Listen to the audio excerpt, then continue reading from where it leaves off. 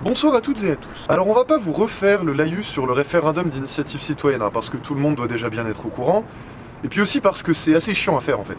Avant de commencer à critiquer le RIC, il y a un truc sur lequel il faut bien qu'on se mette tous d'accord. C'est que la République française, c'est pas une démocratie. C'est probablement pas une surprise pour tout le monde, hein, mais en démocratie, ce sont les citoyens, tous ensemble, qui possèdent le pouvoir politique tout le temps. Alors que dans la République, c'est l'inverse. L'action de voter, pour nous, elle consiste à abandonner notre pouvoir politique tous les 5 ans. Le peuple est privé de sa souveraineté au profit des représentants que le système lui propose. Le pire, c'est qu'on n'est même pas dirigé par des gens qui sont comme nous, hein, mais par des gens plus compétents, enfin soi-disant. La République française, pour nous, c'est pas grand-chose d'autre qu'une oligarchie élective. Et pour ceux qui pensent que la République c'est quand même un peu la démocratie, je suis désolé mais je vous rappelle que la 5ème République elle est quand même issue d'un coup d'état militaire qui a permis à un général de s'arroger à peu près tous les pouvoirs et que le président n'a en fait de compte à rendre à personne. Le RIC fait face à deux types de critiques. Une critique de forme qui porte sur le contexte politique dans lequel il s'inscrit et une critique de fond qui porte sur sa nature référendaire. On va traiter ces deux critiques l'une après l'autre et on finira par la présentation d'une alternative.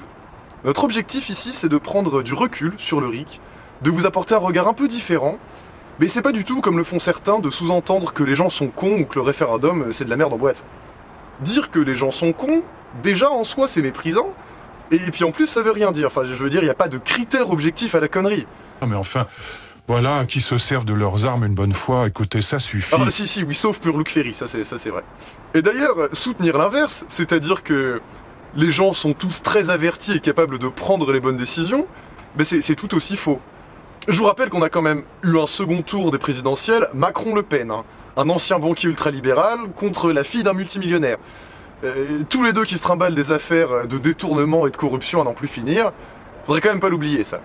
Le problème, c'est pas que les gens sont cons, c'est que rien dans le système politique et médiatique ne les amène à penser par eux-mêmes. Aujourd'hui, la seule question que Monsieur Tout-le-Monde a à se poser à propos de la politique, c'est à qui est-ce que je vais confier mon pouvoir de décision?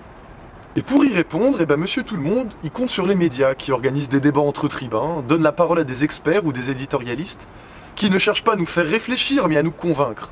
Au sens d'Emmanuel Kant, un philosophe des Lumières, ce sont des maîtres à penser au même titre que l'Église ou la noblesse ont pu l'être sous l'Ancien Régime. Penser par soi-même, pour Kant, c'est avoir le courage de se servir de son propre entendement, de sa propre capacité à comprendre les choses, et de ne pas laisser quelqu'un d'autre décider de ce qu'on doit penser ou non. Et c'est là le cœur du problème. La démocratie, elle n'a de sens que si chaque personne qui y participe prend ses décisions d'une manière autonome et éclairée, et le meilleur moyen d'y parvenir, c'est encore de faire en sorte que tous participent à la réflexion et à la production politique qui précède la prise de décision. Un référendum d'initiative citoyenne, ça consiste pour un certain nombre de personnes à produire quelque chose d'ordre politique, pour ensuite en faire la campagne et convaincre le reste des citoyens du bien fondé de la proposition. Ça pose un certain nombre de problèmes, le premier étant que pour faire campagne, il faut de l'argent, beaucoup d'argent. Par exemple, pendant le référendum de 2013 pour la fusion de l'Alsace, chaque équipe de campagne avait dû avancer dans les 150 000 €, que la collectivité leur a ensuite remboursé. Le truc, c'est que l'Alsace, c'est 2,8% de la population française. Si on suppose qu'il n'y a pas d'économie d'échelle, il leur aurait fallu chacun 5 625 000 € pour couvrir l'ensemble du territoire. Pour un collectif citoyen lambda, c'est une somme qui est juste impossible à rassembler. Le deuxième problème du RIC, c'est qu'il repose sur une déconnexion entre la réflexion politique et la prise de décision. L'immense majorité des citoyens n'y sont inclus que par le vote, et rien ne garantit qu'ils s'émancipent des maîtres à penser. Pour nous, si on arrive à le mettre en place, le RIC pourrait être un moyen très efficace d'abroger la 5ème République pour construire quelque chose d'autre, mais il ne peut pas être une fin en soi. Il y a une grande diversité des modèles politiques de démocratie directe qui garantissent l'adéquation entre production politique et prise de décision. Ce serait trop long de vous parler du Rojava ou des apatistes au Mexique, donc on va plutôt vous parler d'une expérience de tirage au sort et d'intelligence collective qui a été réalisée en France en 2015. En 2015, l'Observatoire national de la pauvreté et de l'exclusion sociale, l'ONPES, a tiré au sort des citoyens dans un échantillon représentatif. Ça veut dire qu'il y avait la même proportion de personnes des classes moyennes, des classes supérieures et des classes populaires que dans la réalité. Ensuite, elle leur a demandé de construire un indicateur pour un niveau de vie décent. Le but, c'était de lutter contre la pauvreté. Les personnes tirées au sort ont été divisées en groupes de travail qui devaient, par étapes, définir d'abord un certain nombre de besoins, puis ensuite identifier les biens et les services nécessaires à leur satisfaction, et puis enfin, leur attribuer une valeur monétaire, tout en travaillant avec des économistes de l'INSEE.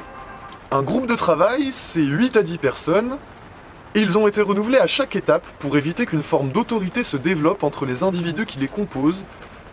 Et pendant chaque séance, les temps de parole devaient être identiques. Les résultats de cette expérience, ils ont été très concluants, et les citoyens tirés au sort, même s'ils venaient de milieux et d'horizons politiques très différents, ils ont réussi à produire collectivement ce que les chercheurs de l'ONPES ont appelé un consensus argumenté. Et selon ce consensus, le niveau de vie décent varie selon la structure familiale et il est compris entre 1303 et 1636 euros par mois. C'est plus que le SMIC net en fait, hein, donc bon. Donc évidemment, ce travail n'a donné lieu à la production d'aucune loi, mais il nous montre que on peut faire confiance à nos concitoyens et que la combinaison intelligence collective tirage au sort permet à chacun de s'émanciper des maîtres à penser. Il n'y a pas eu besoin des intermédiaires, ni des médias, ni des politiques. Et ça, ça les a amenés à prendre des bonnes décisions. Pour nous, ce qu'on peut tirer de tout ça, c'est que le RIC est une demande positive en faveur d'une démocratie réelle. Malheureusement, elle peut facilement être pervertie et récupérée par la classe dominante contre nous, ce qui rendrait impossible toute contestation de l'ordre établi. C'est pour ça qu'il faut aller plus loin que le RIC, et surtout qu'on exige dès maintenant les mesures sociales qu'on a tous envie de faire passer avec le RIC.